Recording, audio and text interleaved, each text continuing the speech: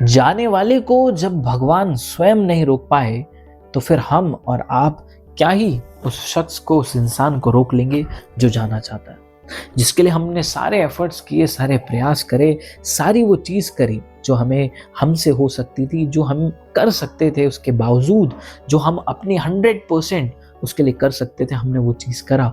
उसके बावजूद भी एक समय अब वो आ चुका है जब सामने वाला ये ठान चुका है कि अब उसको नहीं साथ में रहना, तो उसको आप और मैं, हम कैसे रोक सकते हैं?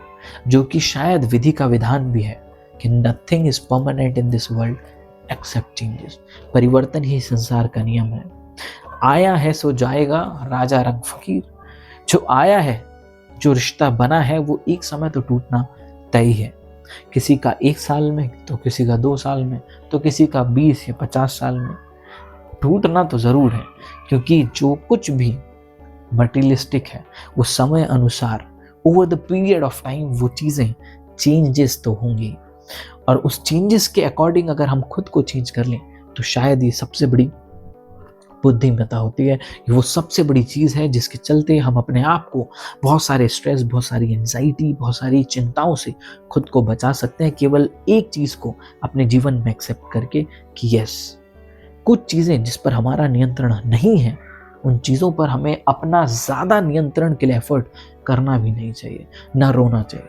जिस चीज़ में आपका कंट्रोल है, जिस चीज़ पे आपका नियंत्रण है, जब वो चीज़ आपने अपनी 100% एफर्ट्स के साथ वो पुट कर दिया, जब आपने उसको वो एफर्ट्स आपने वहाँ पे दे दिया, उसके बाद मुझे लगता है आपको निस्वार्थ वहाँ पर होकर के बस नियति के ऊपर सब कुछ छोड़ देना चाहिए।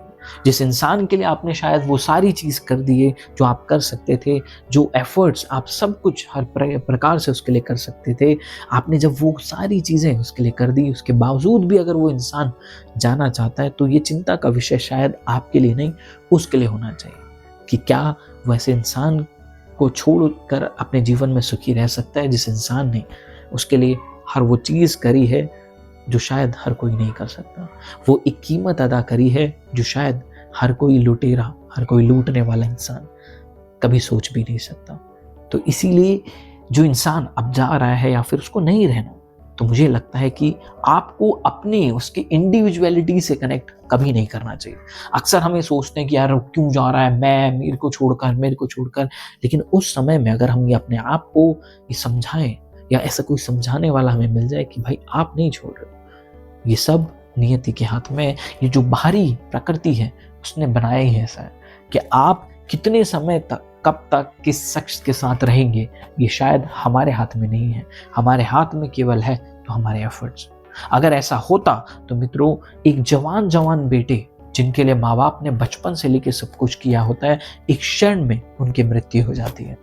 जिस बच्चे के लिए जिस माँ ने 9 महीने उसको अपने गर्भ में रखा, वो पैदा होते ही कई बार मृत साबित होता है।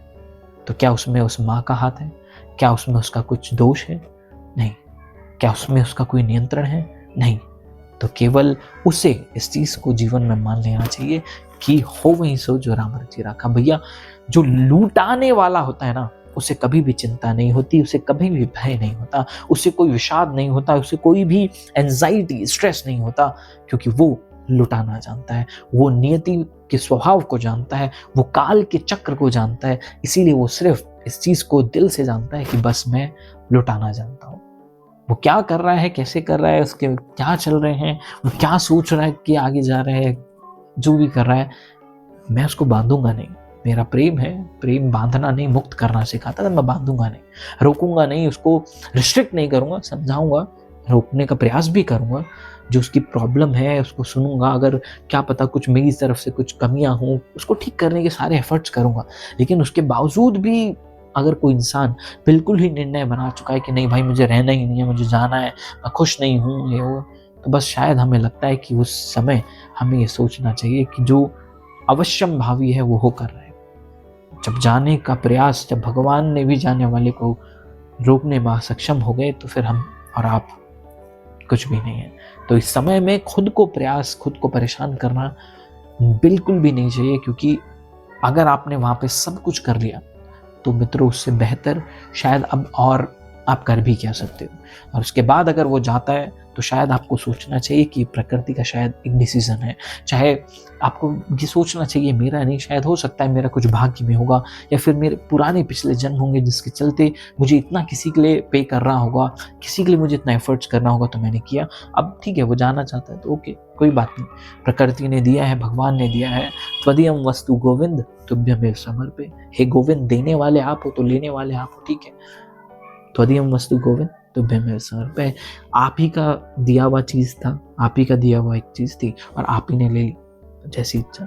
तो बस हमें निस्वार्थ भाव से उसको रख करके, उसके लिए एफर्ट्स करके, उसका अंतिम निर्णय उस पर शायद छोड़ देना चाहिए।